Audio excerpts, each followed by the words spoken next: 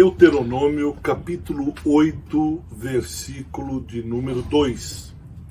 Diz assim a palavra do Senhor: Recordar-te-ás de todo o caminho pelo qual o Senhor teu Deus te guiou no deserto, estes 40 anos, para te humilhar, para te provar, para saber o que estava no teu coração, se guardarias ou não os seus mandamentos.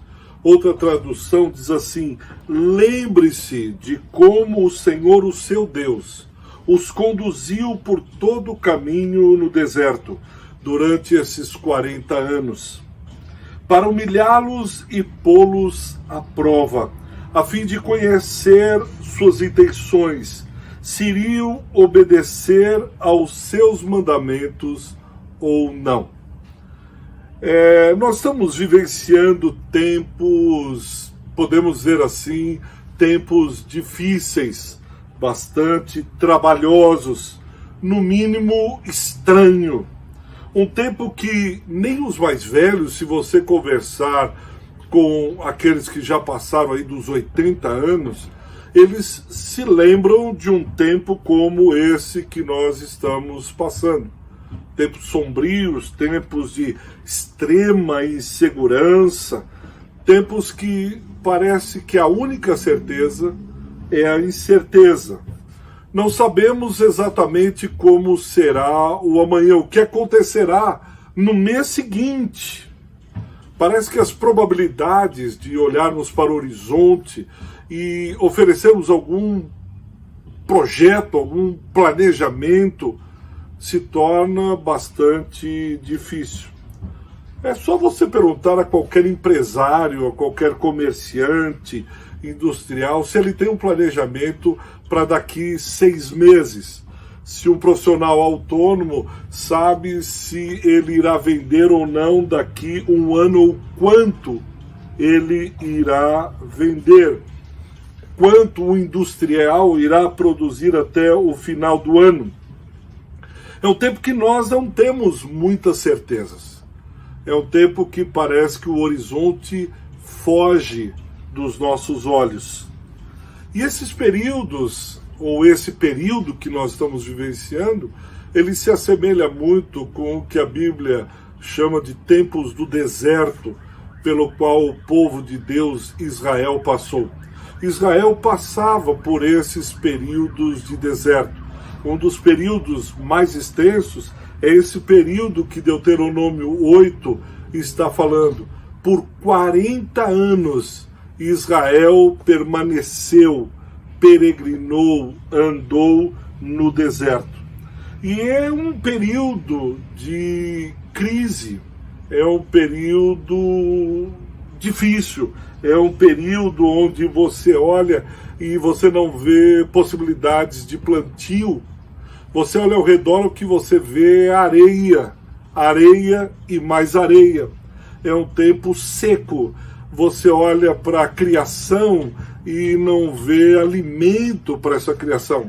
Você encontra de quando em quando um poço de água e raramente esse poço abastece a você, a sua família. Parece que a água é escassa e vai terminando paulatinamente. Comemos hoje, sem sabermos se teremos para daqui a alguns dias ou para daqui a semana que vem. Agora, por outro lado, se é verdade que isso que eu acabei de relatar acontece, por um outro lado, esses tempos de deserto ou tempos de intensa crítica são crises, são em tempos extremamente férteis, são tempos propícios para aquilo que Deus tem para realizar, e aquilo que Ele tem para realizar é muito maior do que esse período aqui. É um período onde Ele tem a capacidade de trazer à luz coisas que estão encobertas, coisas que estão escondidas, coisas que muitas vezes na correria do dia a dia nos passa desapercebidos, coisas que estão tão lá no fundo do nosso coração, tão lá no profundo da nossa alma, que esses tempos de deserto ou tempos de crise, eles têm a força de trazer a luz, de arrancar de dentro da nossa alma e vem para fora. E mostram, revelam, trazem à luz aquilo que está dentro do nosso coração. É um tempo que tanto as nossas virtudes quanto os nossos horrores, eles emergem, eles vêm à superfície. Tanto a nossa coragem quanto a nossa covardia, elas se mostram, elas dão as caras. Elas não obedecem quarentena, elas não obedecem o confinamento. Coisas que estavam lá e muitas vezes nós nem sabíamos que estavam lá. E elas vêm, elas se mostram, elas chegam à luz. Ou outras tantas coisas que nós sabíamos que estavam lá. Coisas que nós sabíamos que estavam dentro do nosso coração. A gente sabia que a nossa alma hospedava essas coisas. E no tempo de crise, elas vêm. No tempo de crise, elas sobem. E apesar de nós sabermos que elas estão lá, nós deixávamos, nós não encarávamos, nós não enfrentávamos, nós empurrávamos com a barriga, nós íamos levando, nós deixamos, vamos tratar um pouco mais para frente, a gente postergava. Mas esses tempos de deserto, eles arrancam isso, eles dizem, não, é agora, é já. Não, nós não vamos deixar para amanhã, nós vamos trabalhar isso agora. Nós não vamos mais empurrar com a barriga, nós vamos tratar isso agora. Permita fazer ou dar um exemplo. Eu queria oferecer algo de concreto para você entender. Por exemplo, você já deve ter visto alguma reportagem falando aí do coronavírus. Com certeza já viu muitas. E também, junto com essas reportagens sobre essa pandemia, vem coisas acerca do sistema de saúde brasileiro. E você já deve ter ouvido, escutado, no meio dessas reportagens acerca da pandemia, como estão a infraestrutura, a estrutura do nosso sistema de saúde. Aí a reportagem começa a mostrar que falta o equipamento médico, falta determinado remédio, falta médicos, falta isso, falta aquilo, e etc, etc. Deixa eu perguntar uma coisa. Qual brasileiro não sabia que existiam problemas no nosso sistema de saúde? Qual brasileiro pode levantar a mão e dizer, nossa, que surpresa para mim, eu imaginava que tudo estava fluindo maravilhosamente bem, eu tinha a impressão que era o aparelhamento dos hospitais públicos, que tudo estava andando bem. Será que algum brasileiro não sabia que tinha problema lá? Será que algum brasileiro não imaginava que aquilo faltavam determinados materiais ou estrutura, que as verbas tinham sido desviadas, que deixaram de fazer isso, aquilo, outro? E, em suma, será que nós não sabíamos disso? Aí eu pergunto, por que ninguém parou há anos atrás e disse, espera um pouquinho, nós precisamos aparelhar os nossos hospitais. Para tudo, nós precisamos saber dos nossos governantes, em épocas de eleição, qual é o planejamento que você tem em relação aos hospitais, ao Sistema Único de Saúde, o que vocês pretendem fazer para a saúde da população. Por que nós não fizemos a lição de casa? Nós sabíamos que havia problema, nós sabíamos de tudo o que estava por detrás, mas nós empurramos com a barriga. Nós fomos deixando. E aí quando vem esse tempo, quando vem essa crise, ela emerge com uma força, mostrando que aquilo que nós não fizemos, aquilo que deveríamos ter feito, aquilo que deveríamos ter consertado, aquilo que deveríamos ter planejado, agora fica mais complicado, agora fica mais difícil.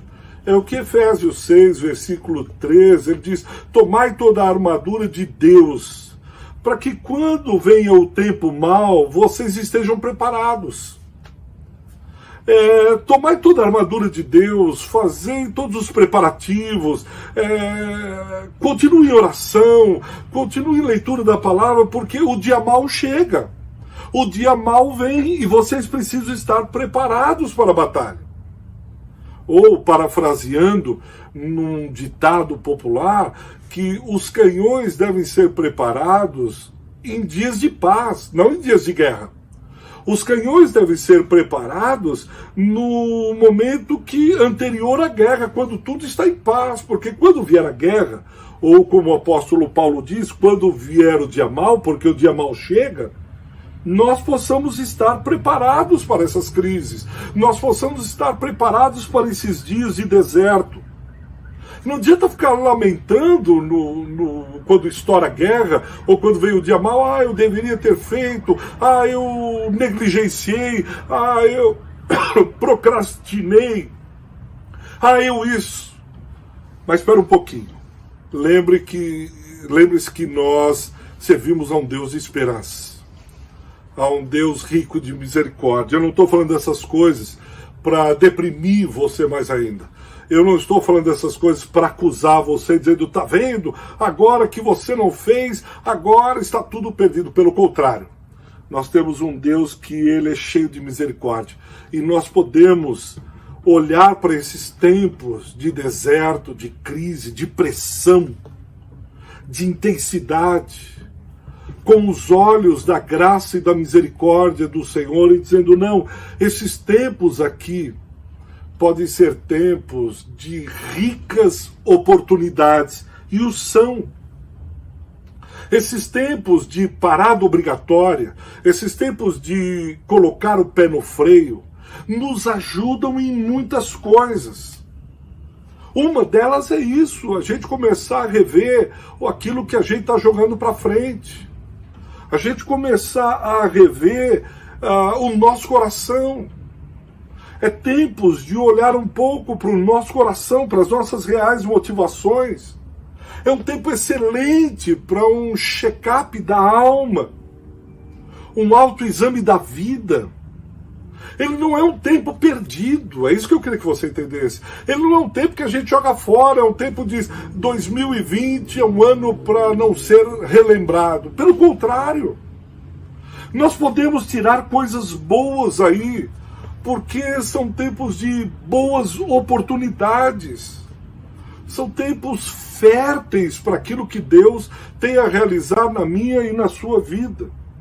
Deixa eu dar pelo menos 4 oportunidades ou 4 luzes que nos ajudarão a pensar de uma maneira um pouco diferente nesses tempos de ansiedade, angústia, pressão, crise, ou como estamos falando, de deserto. O primeiro, esses tempos são tempos excelentes, oportunos para fazermos as coisas diferentes. O deserto nos dá uma boa oportunidade para olharmos para a nossa vida e termos a possibilidade de alterar, de transformar, de mudar, de fazer diferente as coisas, de se reinventar, de se reelaborar, de repensar toda a nossa trajetória. A fim de que quando nós sairmos, porque o tempo de deserto não dura por toda a eternidade, ele é um tempo, nós vamos sair do outro lado, nós vamos passar desse período aqui, vamos sair do outro lado. A questão não é entrar no deserto, mas como nós podemos sair diferentes desse momento. Por exemplo, a igreja é impressionante. A igreja foi atropelada por esse momento, ou a igreja entrou no deserto, e ela teve que se reinventar. Aí você vê gente indo para o Facebook, gente indo para o canal do YouTube, gente pensando em fazer gravações, gente pensando uma infinidade de pregadores, um monte de músicos indo, fazendo lives, Você abre nas manhãs, tardes e noites de domingos e você vai ver um monte de pregadores pregando a palavra de Deus.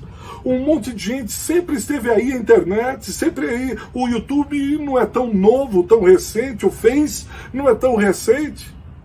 Mas muitas igrejas não usavam, muitas igrejas negligenciavam. E de repente a igreja se mobilizou nesse período de deserto e começou a fazer diferente, está repensando. Está repensando o culto, está repensando o louvor, está repensando recados, está repensando a maneira de se ofertar, está pensando como que a gente vai passar isso. As famílias que têm filhos pequenos, em que as professoras estão mandando a lição, as mamães, os papais estão tendo que sentar com seus filhos para tomar a tarefa, fazer junto a lição de casa, e eles estão se deparando, olhando e dizendo, meu Deus do céu, meu filho está aprendendo isso? Olha, eu estou ensinando, alguns estão ficando loucos, e estão dizendo, eu não vejo a hora que voltam as aulas, porque eu tenho que trabalhar, eu tenho que fazer. De qualquer maneira, agora eles estão tendo que fazer coisas que na correria, no dia a dia, no cotidiano, no dia normal, eles não fariam. Eles estão se aproximando dos seus filhos.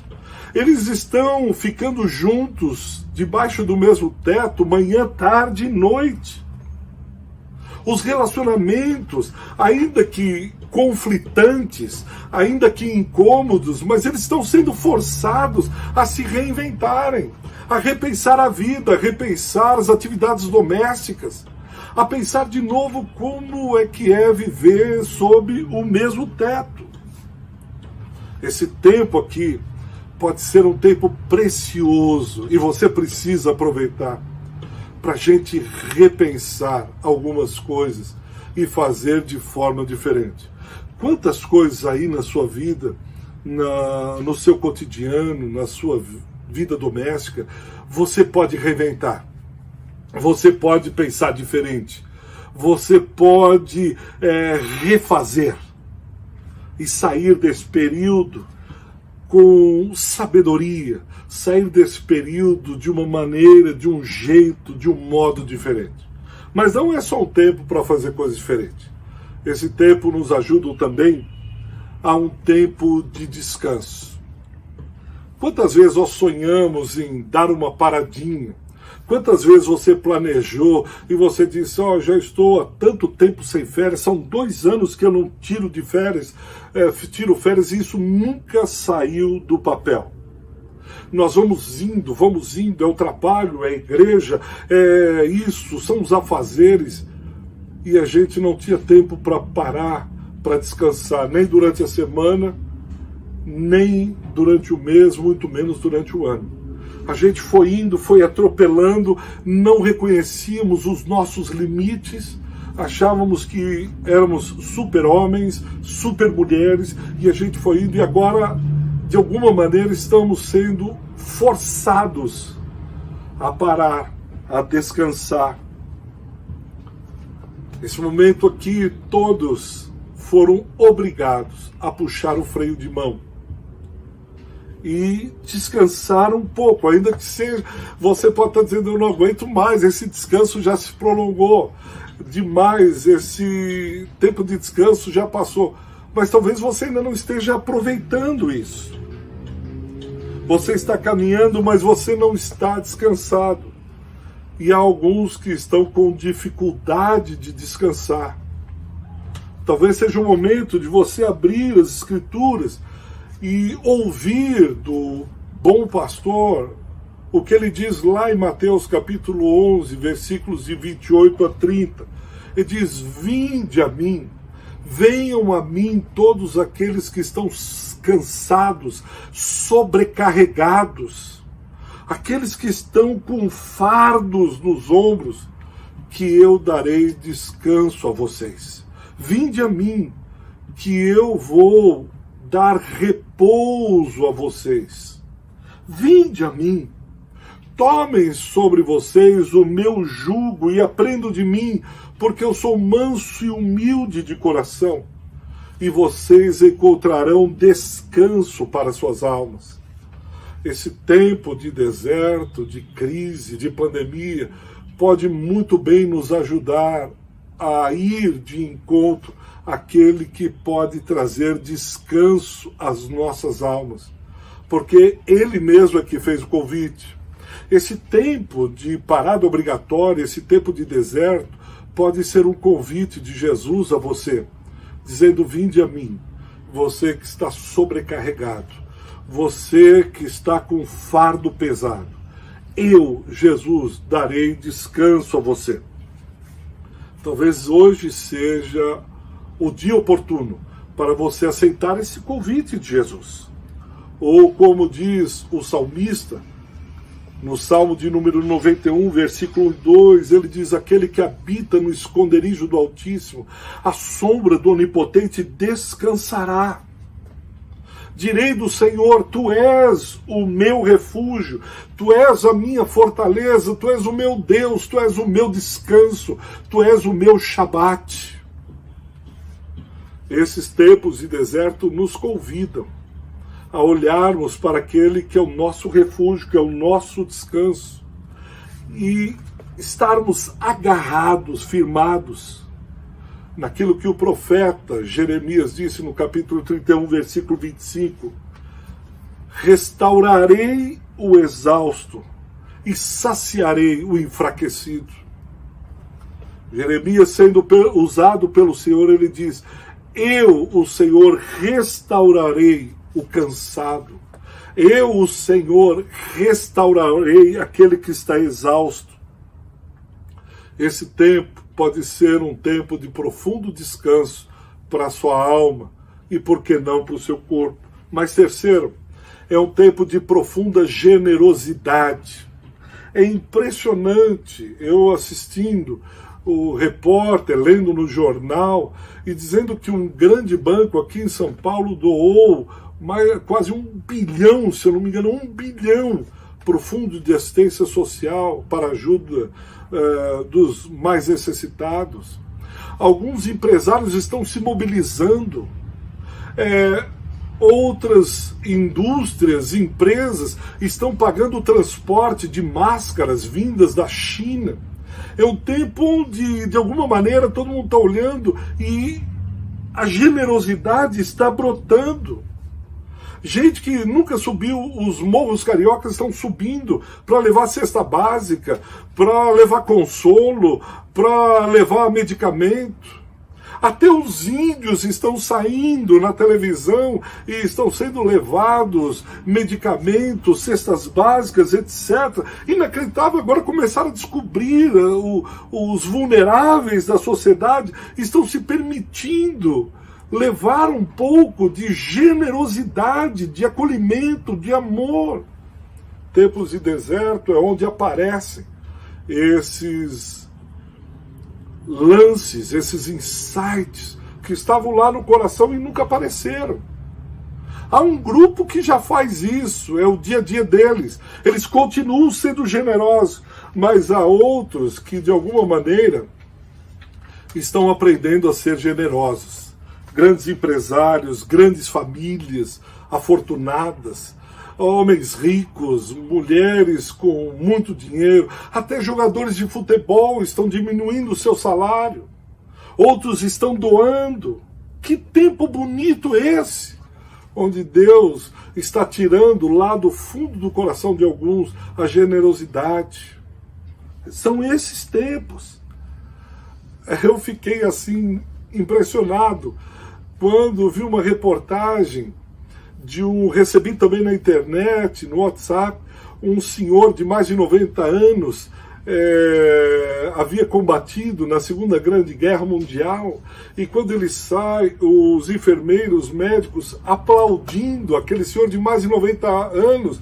Vejam, os idosos estão sendo lembrados, e a cura de um idoso é motivo de aplausos, de alegria, de choro, de cântico. Os idosos estão sendo lembrados nesse período, eles que estavam sendo escanteados, eles que precisaram que uma lei viesse e dissesse: olha, se você é filho, você precisa cuidar do seu pai. Olha, se você é filho, você não pode deixar o seu pai morrer de inanição. E agora eles estão sendo aplaudidos porque foram curados. Olha que tempo bonito! É um tempo que nós estamos também vendo a generosidade com relação aos médicos, aos profissionais da saúde. Nós começamos a perceber, a entender que o médico também é humano. O Dr. Davi Wip pegou o coronavírus, o Covid-19, esse vírus aí. Olha, o Dr. Davi Wip também fica doente, ele foi infectado. Ah, mas ele não é um super-homem, não. O médico é gente de carne e osso, ele chora, ele sofre, o enfermeiro sofre. Porque muitas vezes a gente vai no hospital e nem se apercebe disso. Mas esses tempos de deserto, você lembra que o médico é gente. É gente de carne e osso. Governadores estão sendo infectados. Poderosos. Ministros. O primeiro-ministro inglês foi infectado. Gente famosa também fica com esse vírus. E aí é o tempo de mostrar a generosidade e de mostrar a nossa fragilidade. Há algo em comum. E esses ricos, poderosos, famosos, médicos, jogadores de futebol, artistas, eles também precisam de aconchego. E mostra, de alguma maneira, que todos estão vulneráveis, estão frágeis. Podem ser infectados, sim. É incrível olharmos todo o poderio bélico das nações. E minha vontade, se houvesse um megafone que todos ouvissem, eu iria gritar bem alto assim: senhores, saquem todas as suas armas, preparem todo o seu poderio bélico, atômico, não atômico, guerra nas estrelas, preparem tudo e comecem a combater esse vírus. Por favor, comecem a atirar, usem os canhões, usem os aviões, derrubem bombas, explodam todo esse vírus. E eu acho que eles iriam olhar uns para os outros e dizer: esse cara ficou maluco. E eu em seguida diria assim: ah, vocês não conseguiram matar o vírus? Vocês perceberam que todo esse armamento foi derrubado por um simples vírus, o qual vocês não conseguem meter uma bala nele, quase que invisível, imperceptível. E ele derrubou todo esse armamento, todo esse poderio. Pois é, percebeu como vocês são frágeis? Vocês entenderam o recado de Deus, que tudo isso não consegue combater um simples vírus? E leria o Salmo 20, versículo 7, para que cada um deles ouvissem. Uns confiam em carros, outros tantos confiam em cavalos. Uns confiam nos tanques, outros confiam nos aviões. Mas nós confiamos no Senhor nosso Deus. Nós estamos confiantes nele. É tempo de realçarmos essa confiança. Esses investimentos de bilhões, trilhões de dólares em armamento, em aviões de guerra, em porta-aviões, submarinos nucleares, não conseguem matar um vírus. Pois é, senhores, em quem vocês têm confiado? Até mesmo os generais são contaminados. Esse tempo de deserto, de pandemia, é um tempo em que mostra a generosidade em humanos frágeis, que de alguma maneira querem se proteger atrás dos canhões, mas os canhões não os protegem. Em quem confiamos nesses tempos? Em carros, em cavalos ou no Senhor nosso Deus? E é um tempo também para separar o vil do precioso. Tempos de intensa crise são tempos oportunos para separarmos o vil do precioso. Não é interessante que nós começamos a reavaliar a vida? Qual vida vale a pena ser vivida quando começamos a olhar e ver, olha, são 100 mortos, 200 mortos, a curva aumentou, são 1000 mortos. No que é que nós estamos gastando tempo? Porque a abundância muitas vezes nos faz enfadados e faz com que a gente desvalorize aquilo que é precioso, não dê bola para aquilo que realmente vale a pena. E agora, saindo as discussões durante as semanas, e a economia ou é a vida, e agora começaram a trazer à tona, olha, a vida é o que vale mais. Olha, nós precisamos salvar. Eles começaram a perceber que o precioso da vida é a própria vida. Que tempo bonito esse nesse sentido. Começaram a valorizar o que Deus valoriza, a vida. Começaram a enxergar que o bem maior é a vida, porque antes estava só no papel, só escrito na Constituição.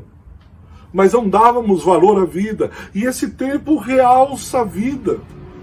Esse tempo faz com que a gente traga à memória que a vida é o bem mais precioso que o ser humano tem, e de repente o mundo inteiro parou e disse, nós precisamos salvar as vidas, feche as fronteiras, feche as indústrias, as empresas automotivas, que elas produzam agora medicamento, que elas produzam material para isso, para aquilo, para aquilo.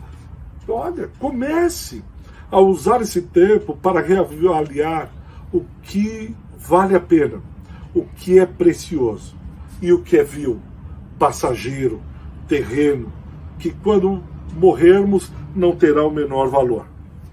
Mas você pode estar dizendo, eu entendi isso tudo, gostei, mas isso está me parecendo talvez mais uma conversa de coaching, um bate-papo de um pensamento positivo, vamos jogar para frente, vamos levantar o ânimo. Não, não é, muito pelo contrário. E eu vou dizer por quê. Lembra o primeiro texto que a gente leu? Deuteronômio capítulo 8, versículo 2. A primeira coisa que diz o versículo é: recordar-te-ás, lembre-se de como o Senhor seu Deus te guiou no deserto. Olha que coisa bonita. Primeiro, traga memória, lembre-se, recorde de que foi Deus que guiou o seu povo. Deus, o seu Deus, é que levou essa gente no deserto. Ele foi o guia, ele conduziu. Deus continua conduzindo e guiando o seu povo nesse tempo de pandemia. Nós não entramos aí por acaso. Nós não chegamos nesse deserto sem querer. Deus é que guiou, Deus é que levou pelo caminho, Deus que deu o norte. E ele foi levando o povo e teve um tempo determinado, por 40 anos. O tempo não estava solta. Deus não pôs a mão na cabeça, puxou os seus cabelos e disse, por quanto tempo isso vai continuar? Por quanto tempo esse povo vai ficar no deserto? Não, Senhor. Tinha um período determinado por Deus, foram 40 anos. Deus guiou, Deus determinou o tempo. E Ele nos levou no deserto, nos guiou para que Ele nos humilhou, Ele nos provou, é verdade, nós vamos ser provados. Para que aquilo que está no nosso coração saia. Para aquilo que está no nosso coração, todos esses 4 pontos bonitos, preciosos que eu elenquei, possam vir à tona. Foi Ele que humilhou, foi Ele que provou, não foi o acaso. Não foi o governo, não foi... Há um Deus que determina as épocas, os tempos. Há um Deus que conduz e guia no deserto. Há um Deus que estabelece o tempo. Há um Deus que humilhou e provou, a fim de quê? Diz o texto. A fim de saber o que estava no coração de vocês. Há um propósito. E eu creio que é isso que nós temos que buscar. Senhor, qual é o propósito? De alguma maneira está dizendo, Deus queria saber nesse processo, nessa caminhada, nessa jornada, nesse período de crise, nesse período de pandemia, o que estava no meu e no seu coração. Se brotariam coisas boas ou brotariam coisas más. Que venham coisas boas e más, sim. Mas como que a gente vai fazer ao ouvir essas coisas vis, ruins, más? Nós vamos fazer diferente? Nós vamos reavaliar a nossa caminhada? Nós vamos repensar a nossa vida? Esses tempos de crise são tempos de oportunidade. Deus está nos guiando. Deus determinou um período. Deus está aprovando o nosso coração. Há um propósito. Nós podemos sair desse deserto melhores do que entramos. Pela graça no Senhor. Por confiarmos nele e por estarmos dispostos a fazer diferente. A repensar algumas coisas. E eu convido você a repensar. Eu convido você a reavaliar.